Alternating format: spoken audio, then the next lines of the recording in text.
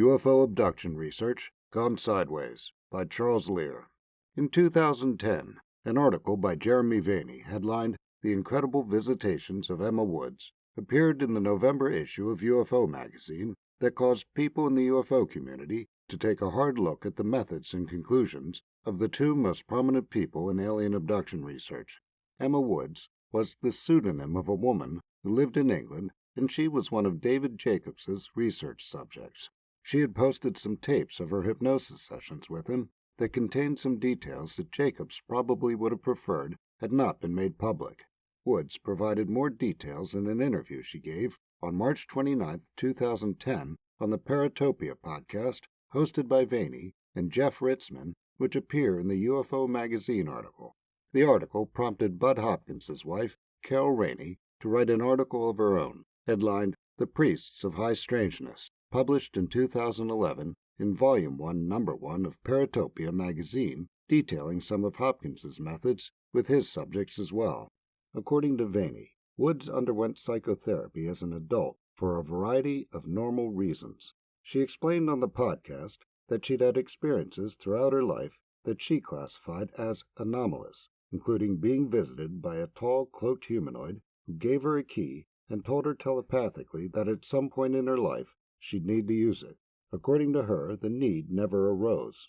As for anything close to an abduction experience, she said she had also had encounters with small humanoids who had either brown skin or brown clothing.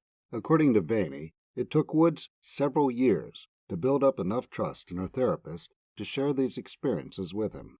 He was open to exploring these with her, having gotten to the point with Emma where her normal life was manageable. It was during this period that she came upon an article about alien abductions and felt that this was an area where she might find some answers.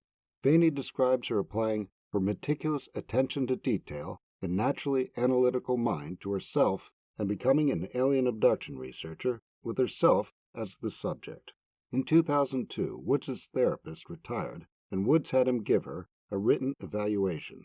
He declared her, in Vaeni's words, sane and normal. It's confirmed during the podcast that the document did indeed exist and was posted on Woods' website, which is no longer active. Her therapist offered to help her with her research and did so until 2006. He gave her advice on how to collect and present the data and gave her his opinion on what she gathered.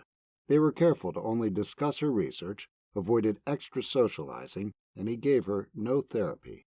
According to Emma during the interview, her therapist found a page on Jacobs' website where Jacobs offered to give therapists advice on dealing with patients who had these sorts of experiences, and her therapist emailed him. Vaeni describes Jacobs' resume. Jacobs had a Ph.D. in history, was an associate history professor at Temple University, and was the director of the International Center for Abduction Research. According to Vaeni, the ICAR website described Jacobs as one of the foremost UFO abduction researchers worldwide and offered the reassurance that he was a strong advocate of strict scientific and ethical research methodology.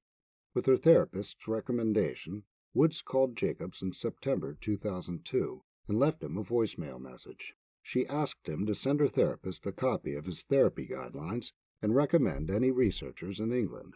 Jacobs emailed her therapist, gave him his home phone number for Emma to call, wrote that he would be happy to help, and that he didn't know any capable, Vaeni's word, therapists in England.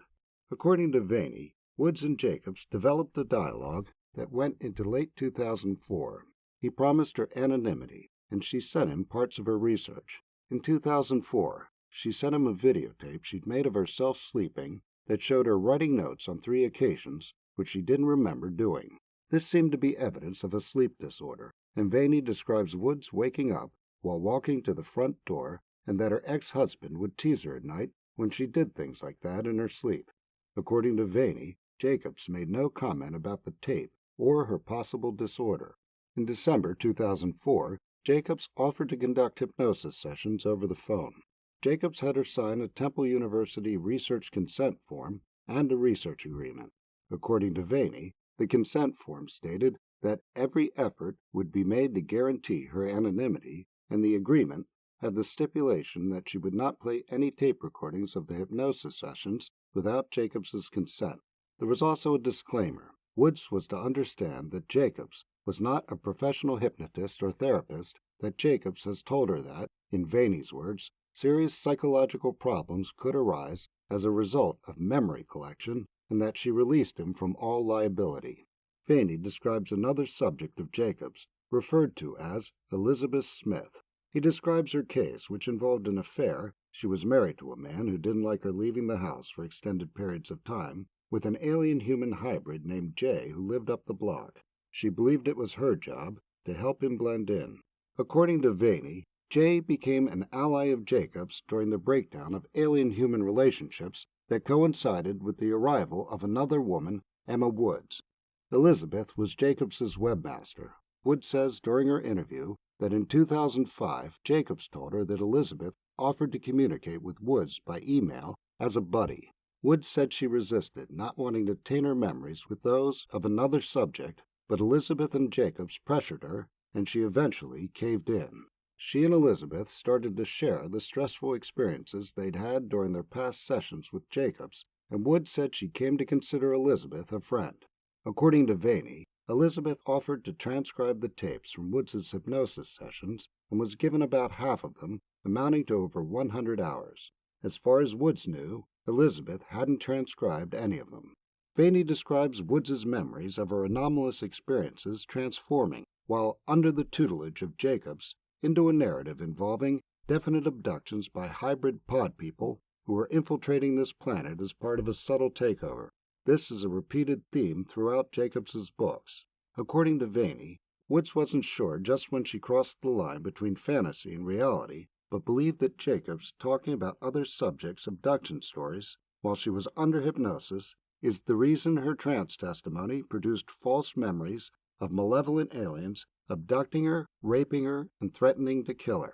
A new twist was added when Jacobs told Woods that he was getting instant messages written on Elizabeth's computer by hybrids communicating through Elizabeth. The gist of the messages was that the hybrids were going to shut him up because he knew too much about them and their plans.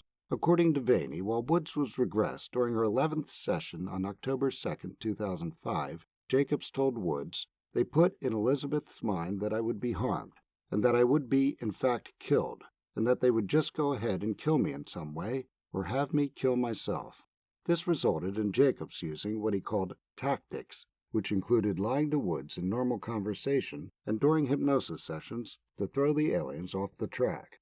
An infamous example caught on tape is Jacobs telling a hypnotized Woods that he had come to the conclusion that alien abduction claims were the result of multiple personality disorder and that she suffered from it and should take medication.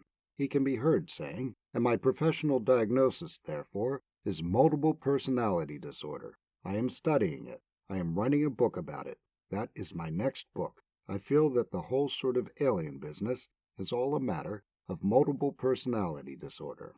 Woods came to the conclusion most people more than likely would have, and that was that Elizabeth was writing the instant messages on her own. Woods described them on tape with Jacobs and during the interview as hoaxes. Jacobs took offense at this notion, and their difference on this subject led to them parting ways. Woods attempted to work out an agreement over the phone with Jacobs. She let Jacobs know she was taping the conversation regarding what they would say on their respective websites about stopping their work together. Woods didn't see how she could avoid giving her opinion that the instant messages were hoaxed, and Jacobs can be heard on tape saying she'd be attacking his credibility, his reputation, and even threatening the welfare of his family if she made her opinion public. Jacobs more than hinted that he would call her sanity into question in response. They failed to come to an agreement, and Woods made not only her opinion of the instant messages public, but also a series of tapes capturing Jacobs in what might be considered less than professional moments. Next week, UFO abduction research gone sideways. Part 2.